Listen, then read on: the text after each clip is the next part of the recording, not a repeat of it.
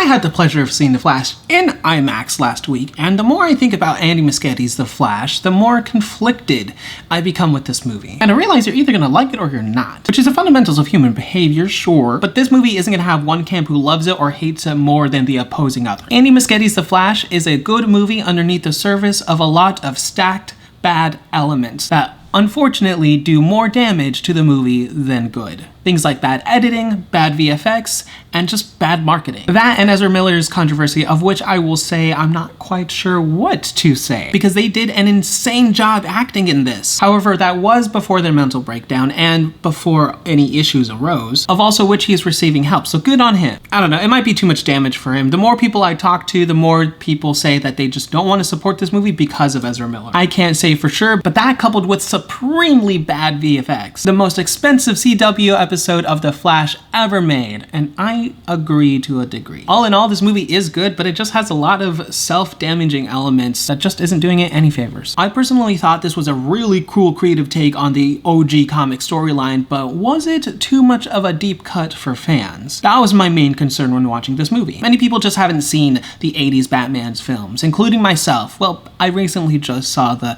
1992 Batman one because my housemates were like, let's have a good laugh, let's have a good time. However, we are in a new, weird melting pot of generations generation, and I think, which is a discussion for another time, that we are moving steadily into an age in which 70s and 80s movies might just become almost inert. Inert. They'll become archival films. Films to once reference or talk about that was made in that one time ago. What do I mean by this? Well, I understand adding Keaton's Batman, arguably the best of the 4 older Batman, to Muschietti's The Flash. To have that Batman Beyond feel, older retired Batman comes out of retirement to help a new blossoming young hero, but it might have been too deep of an Easter egg reference for the average moviegoer. Like I mentioned, I only saw the 1992 version, so a lot of the references in this movie are from the 1990 version. So clearly I missed a lot of them, but a lot of people around me kind of clapped and were like, yeah, they kind of did their silent like, yeah, whenever Batman made a reference to his older movie. References that I missed, but I still had fun because other people had fun. And that's the thing, you'll still have fun, whether you get this movie or not, but part of me wonders if that is a factor why this movie isn't doing so well so far. To those who have seen the 2 Michael Keaton Batman films, that's awesome, congrats! I think this movie is for you guys, the die-hard fangirl fans, who are willing to ignore the bad VFX and pretty top of the middle shelf writing, I would say. Not good, not bad, not quite middle, a little bit above, but something's weird about it. However, I very much enjoyed how much of an origin story this was without it being an actual origin story. The creative steps they took to make it exactly that without being exactly that blew my mind. I won't say how because it's definitely spoilers, but this movie is really clever. It's very funny, it's very surreal and emotional, and it's very creative in its storytelling. I was just impressed with how many comic book elements they managed to hit or check off. To some that might be annoying to you as it might be checklist the movie, but I thought it was all great. But I can totally see why some people would totally not like any of the changes, especially because there is an animated cartoon that honestly did the story a lot better, but you gotta realize that's animation, which costs a lot less to do than live action, which costs a butt ton to do. So, you know, you gotta be happy with what you have, with what you can do, and this is what the movie was able to do. And I thought it was creative, and I liked it. Yes, it has flaws, yes, it has problems, but I had a fun time, bar the bad VFX. Bad VFX are really bad, I cannot stress that enough. For Ezra Miller, there's not enough praise for how incredible of a job he did in this. It felt like I was watching 2 distinct people act in 2 different roles. It wasn't just different hairstyles, it was down to the voice, the acting, the physicality. Ezra Miller played 2 different versions of Barry Allen, and I couldn't grasp that was the same person playing different versions of the same character. I couldn't and still can't believe it. That's how impressive Ezra Miller was in this role. And honestly, I think he nailed it being Barry Allen. I think he did. I thought he was a really good Barry Allen. Justice League, really bad. Even in Zack Snyder's Justice League, pretty bad. The whole wacky, goofy, immature Flash for laughs wasn't working, and Andy Muschietti recognized that and made him better, and oh my gosh, I would be okay if Ezra Miller kept being Barry Allen, in all honesty. I'd be fine with that. that. It's a little bit of a mixed bag with all the Miller controversy, but I give this to them. It's a stellar and emotional performance. Barry Allen is definitely more mature in this movie, and it felt like a natural progression for him for some reason, having trained under Batfleck, obviously. But I loved the fact that he was explaining his powers as he was using them, and using real physics and real scientific terms. I love physics in superpowers and magic. So I was sitting in the movie theaters and I was like, ah, heck yeah! Sasha Calle deserves more work, honestly, and deserves to be Supergirl moving forward. I would hire her to be Supergirl because she, that performance was insanely compelling. She was a really good super person. Not just Supergirl or Superman, but a Kryptonian. I need more Sasha Calle. She honestly stole the show for me every time she appeared on screen, which was super hard to do considering that you have 2 Ezra Millers and a Michael Keaton Batman, and now you have Sasha Calle for the first time ever as Supergirl, also for the first time ever in a live action movie. Well, I guess not really, but in a modern live action movie, and she pulled it off insanely well. Keaton was Michael Keaton, but in a good way. He was and always will be an amazing Bruce Wayne. I honestly feel like one of the best Bruce Waynes. And I feel like these multiverse stories where they bring past actors to the present is fine, but they don't really know how to naturally evolve these characters because they don't really know, because they haven't really worked for them for a while. So they're like, where do we go with these older characters? I don't know, like say Luke Skywalker, Rian Johnson, J.J. Abrams? But I digress. Honestly, this was the best Batman anything I've ever seen. A lot of people say the warehouse scene was the best Batman action, and I would agree to a degree. Agree to a degree, always. You get out of agreeing fully, and you get out of not necessarily agreeing or disagreeing. So, Flawed logic with an exciting, fun tone. It's all of the fallacies. But just like the Batsuit, which can now turn its head, Keaton slipped right back into the role of Bruce Wayne Batman, perfectly like a glove. And I understand why Andy Muschietti was hired to direct Batman the Brave and the Bold. After this movie, I get it now. And I'm actually excited. Admittedly, I wasn't excited at first. I actually was fully against the idea. But after watching this movie and watching his directed Batman scenes, I want more Batman, specifically from Andy Muschietti. Andy Muschietti! My only main concern would be the VFX for the Brave and the Bold.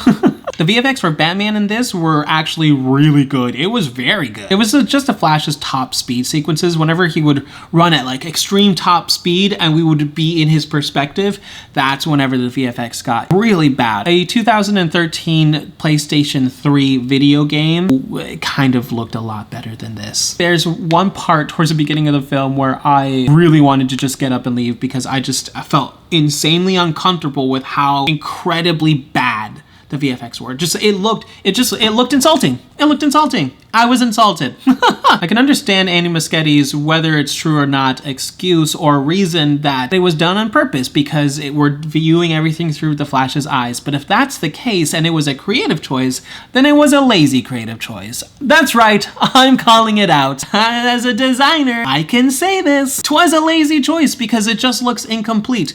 Everybody knows what incomplete looks like, so you gotta make sure things don't look incomplete and they look intentional. If you're gonna go there, go all the way. Don't just stop right in the middle, because that's exactly what Andy Muschietti did. I do not necessarily, I believe it to a degree, haha, see? But I will never fully believe that that was a real thing, because if it was bad and laziness, that is bad and laziness, and that is hurtful, shameful, and sad, honestly. Just insanely sad. Could you imagine? Could you have imagined? Honestly, there's really no excuse for Hollywood to make terrible movies. Movies that look bad or have bad elements like this because it's Hollywood.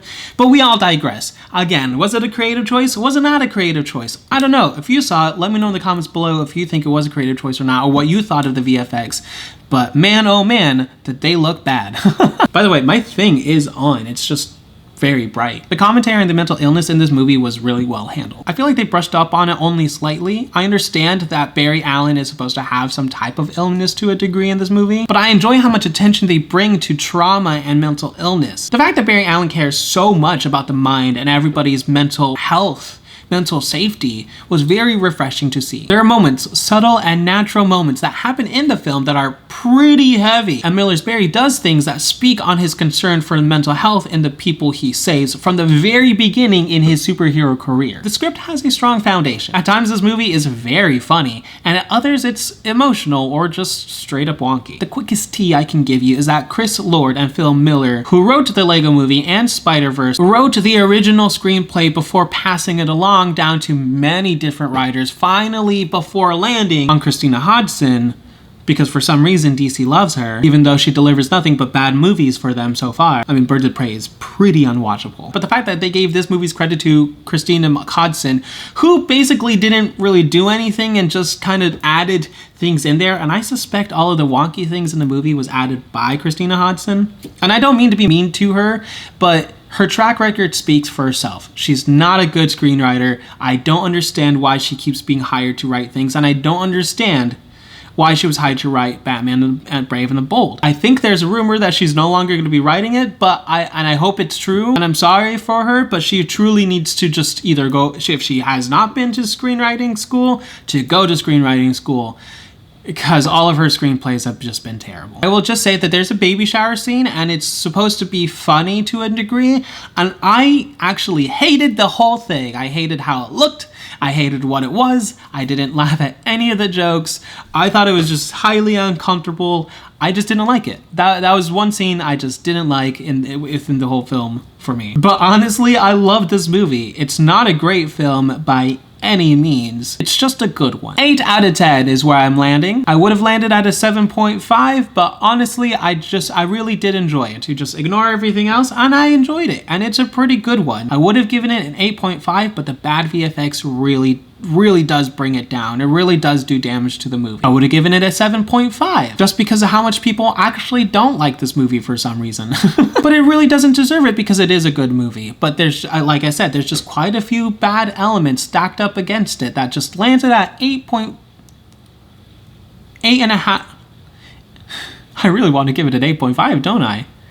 8 out of 10. If you can ignore the bad VFX, then it's a fun time. You really have to lower your expectations here. Like I'm repeating this so that when you go see this movie, and you should go see this movie, your expectations are so low below the ground for the VFX that you're just like, Ivan, what are you talking about? You're right.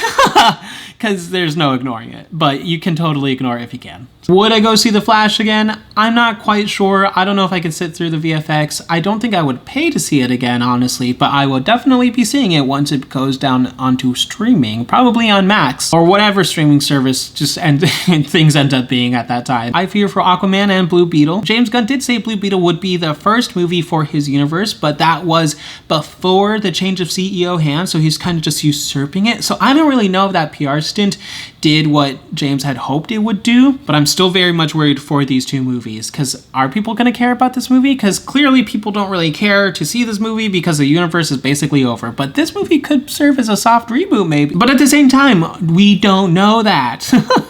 We kind of do, but we kind of don't. But James Gunn needs to tell us so that we can just know what to do with our money. All in all, Andy Muschietti's The Flash is a solid attempt, but it won't be everybody's. Once again, I personally want to give it an 8.5 out of 10, but critically, I give it an 8 out of 10. This was my spoiler-free review for Andy Muschietti's The Flash. Let me know in the comments below, what did you think of the movie? Please mark it a spoiler if it is a spoiler, but if you can avoid it, avoid it. But if you can't, I guess if you must. Let me know what you thought of this review, and let me know what you thought of the movie. My social media links, including the ones to my website and my Patreon, are in the description below, and I will see you next time. You've just been Montified.